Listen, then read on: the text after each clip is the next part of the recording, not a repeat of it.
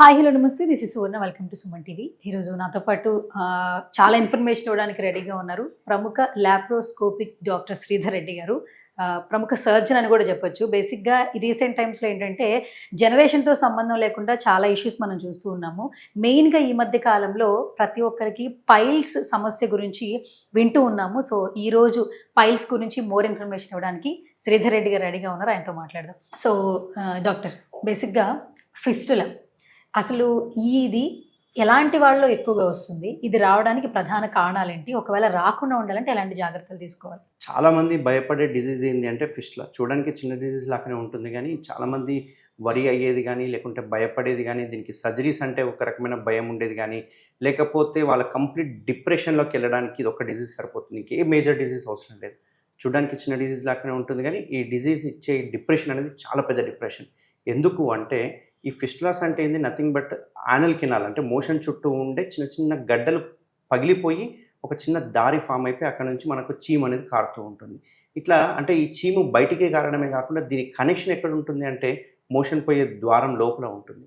So motion పోయే ద్వారం లోపల బయట ఈ రెండింటికి ఒక కనెక్షన్ ఫామ్ అయితే దాన్నే ఫిస్టులా అంటాం అన్నట్టు. సో వీళ్ళకి ఏమవుతుందంటే పూర్తిగా మానిపోయినట్టే ఉంటుంది. మళ్ళీ వారం 10 రోజులు కాగానే చిన్న గడ్డలాగా అయిపోవడం, అది పగిలిపోవడం, మళ్ళీ చీము రావడం, ప్యాంట్ కనుకో అంటడము, ఎంబాజింగ్గా ఉంటుంది. కింద ఎక్కడైనా సోఫాలో కూర్చుంటే సోఫాలు అంటుకోవడము, వాళ్ళు బయటికి వెళ్ళడానికి ఇబ్బంది పడుతుంటారు. ఆ ఏరియాలో రికరెంట్ ఇన్ఫెక్షన్స్, స్వెల్లింగ్స్ రావడం వల్ల రికరెంట్ ఫీవర్ అటాక్ అవుతూ ఉంటారు. వాళ్ళు సరిగ్గా కూర్చోలేరు, ఒక సైడ్ కూర్చుంటుంటారు. అట్లాంటి వాళ్ళందరూ ఇట్లా చాలా ప్రాబ్లమ్స్ స్టార్ట్ అవుతుంటాయి. సో ఈ ఫిస్టులా రావడానికి కారణం ఏంటంటే మలబద్ధకమే.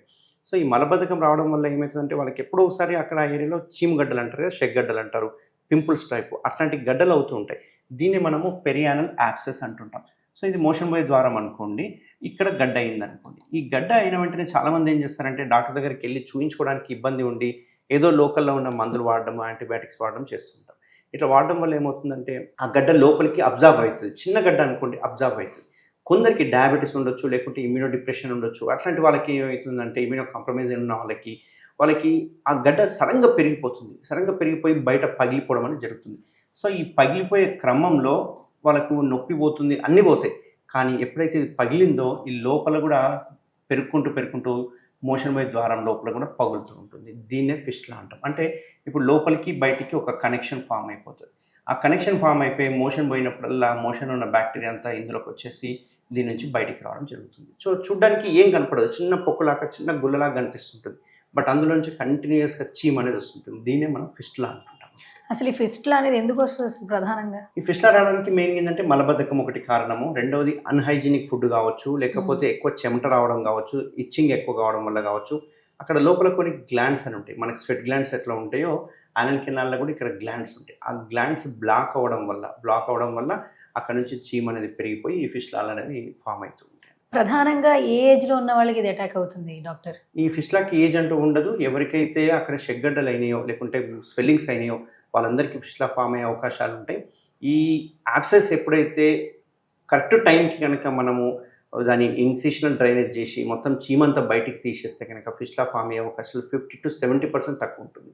బట్ అదంతా కదే పగిలిపోయేంత వరకు కనుక వెయిట్ చేస్తే కనుక ఫిస్టులా ఫామ్ అయ్యే అవకాశాలు 90% ఉంటాయి. కాబట్టి ఎవరికైనా యానల్ కెనాల్ చుట్టూ కనుక స్వెల్లింగ్స్ ఉంటే కనుక నెగ్లెక్ట్ చేయకుండా ఇమ్మీడియట్గా సర్జన్కి చూపించుకోవడం వల్ల ఫిస్టులా ఫామ్ కాకుండా మనం అరికట్టవచ్చు.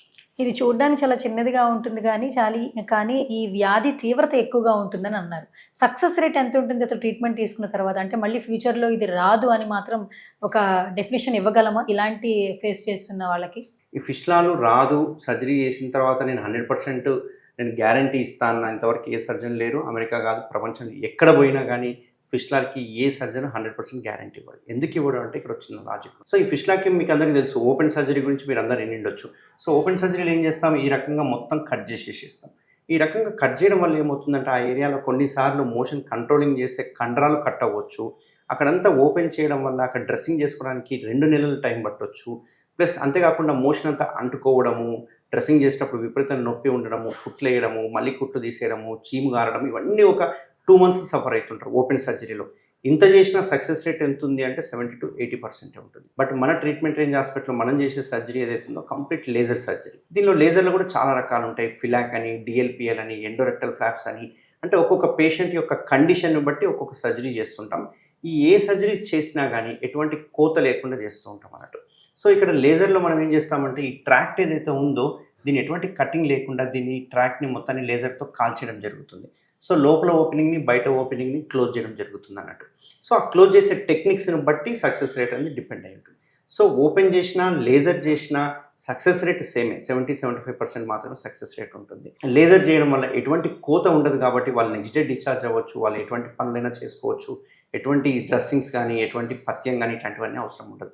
అదే కోత మెథడ్లో అనుకోండి 2 months బెడ్ రెస్ట్ ఉండాలి, 2 months డ్రెస్సింగ్ చేయించుకోవాలి, డైలీ గాజ్ పీస్ పెట్టడం తీయడం ఇట్లాంటివన్నీ చేస్తూ ఉండాలి.